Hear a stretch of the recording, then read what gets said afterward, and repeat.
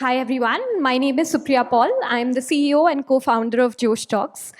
I've taken the liberty to tweak the topic a little bit, and I'm going to be talking about building for a billion aspirations and not a million aspirations, because when we're looking at building content for a country like India, we have to recognize and accept that we are a population of over 1.2 billion people.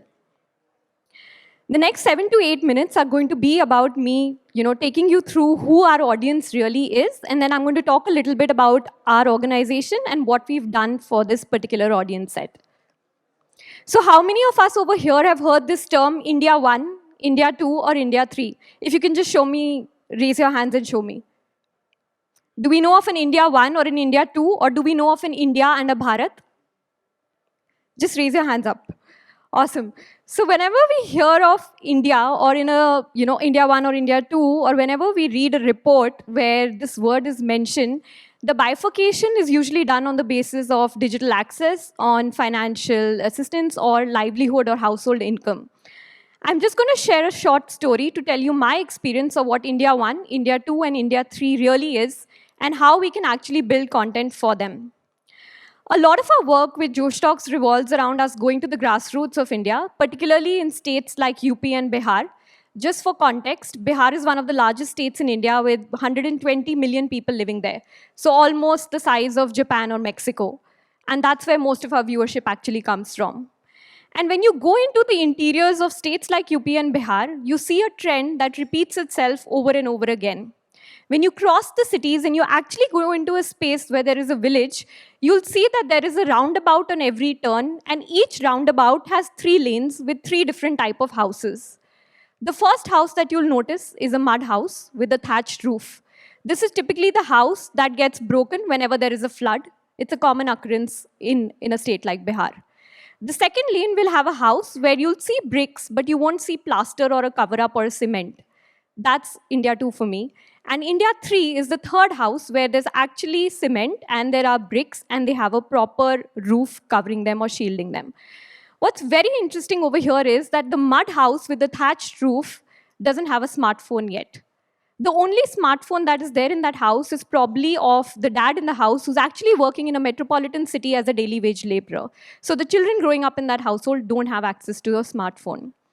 The second house, which is what we call a kacha pakka home, or one which has some level of bricks or cementing, has 2 smartphones. The 2 smartphones are with the brothers in the house or the men in the family, and the sisters or the daughters get access to it at night for a few hours. The third house actually also has a motorcycle. That is similar to the audience that's there in the room today, or what we call India 1. Our goal at Josh Talks is to raise India 3 to India 2 and India 2 to India 1.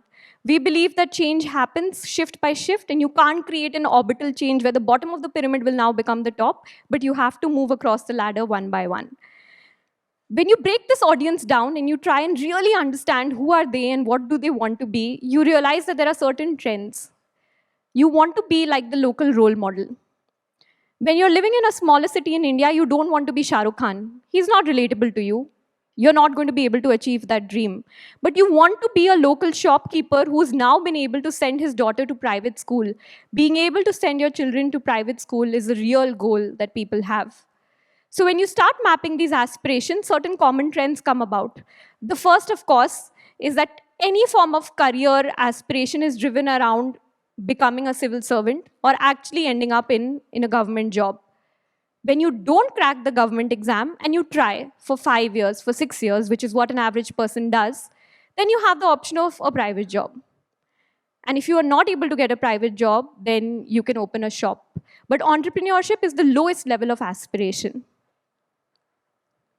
The reason I'm taking you through all of this is just to understand that in a country like India with 1.2 billion people, with 600 million people between the age group of 16 to 25, one of the world's largest youth populations, how do you actually create content that can impact them? How do you create a story that can move them, shake them, and actually inspire them to get up and do something big with their life? Language is, of course, one medium, but you have to go down to mapping each order of aspiration and build something for it. We've tried to solve this by introducing two products. The first is Josh Talks. I started Josh Talks when I was 20 years old in university in my final year. The goal of Josh Talks is super simple. It's to give rural youth access to role models, to make that story of that shopkeeper actually enter that household and show someone who's criticizing their background again and again that if this person can send their daughter to private school, you can too. If this person can earn 40,000 rupees a month and actually make a life out of themselves, you can too. And that's simply the goal of Josh. Josh in Hindi actually means energy, drive, or enthusiasm to do well in life. As of today, 8 years hence, we have 10 languages that we are functional in and about 7 other content categories. We have 150 million people now in India who watch our content every single month and spend an average of 6.5 to 7 minutes on the platform just viewing this content. 18 million people now are subscribers to Josh Talks and are loyal fans and are true believers of the fact that if you have Josh in your life, you need nothing else to be successful. Taking this content, this inspiration, this distribution and access, we are now working on what we call part 2 of Josh, which is Josh Skills, which is that I've seen this dream. I want to be the civil servant. I want to be this person who's an engineer earning X amount of money, but how do I actually get there? And we are here now where we have our own app, which actually teaches people fundamental skills like spoken English and gets them to do more, be more, and actually get jobs at the end of it. There was this big notion in our country that India 2 or India 3 doesn't pay. And if you want to build a large enough business, you have to only cater to India 1 or people like us. But what we've learned over time is that India 2 and India 3, unlike India 1, only works on trust. So if you have trust, if you are putting out content on a regular basis, you're building an emotional connect with this audience, their purchasing power truly depends on whether they actually see you as an elder brother or an elder sister. So we've actually now changed the entire mission of the organization to be an elder brother, or we call it a Bade Bhaiya to young India. And we've seen that now people are taking to the concept, and we have over 350,000 people who are actually learning English with us, and 30,000 people who are enrolling every single month to learn the language and other skills to get jobs. Here is a quick map of what does India aspire to be, and you'll see that there are different states which have different categories or areas which are coming up. So if you look at the north, there are certain trends of wanting to study abroad, and this is obviously prevalent in areas like Haryana and Punjab, where people see the West as a better future than our own country. When you look at the east, something that we never noticed was, or never thought it would be true, was that people actually want to be civil servants or look at government jobs as the only medium. When you go a little bit more towards West Bengal, etc., you'll notice that entrepreneurship is a trend. When you go down south, the aspiration is not career-related, it's language-related. I want to be able to speak in English because I want to sit in a table and have a real conversation. It doesn't matter what job I get. If you go towards the south a little bit, you'll see a trend of entrepreneurship or actually starting up a business coming about. When we build for an audience like ours, we have to build at the intersection of what we call Bharat and Bhasha. We can't have a one-size-fits-all approach where you have the same content that you're making in a language like English, tailor-made to the same audience who's now actually consuming content in a language like Marathi, Tamil, Telugu, Punjabi, Malayalam.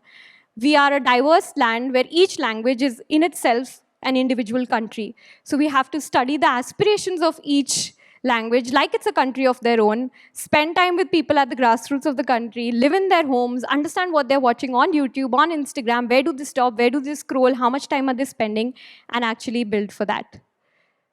That's all that I was here to share, that if you were to build content for a country like India, break it down into multiple geographies, multiple languages, and build at the intersection of Bharat and Bhasha. Thank you.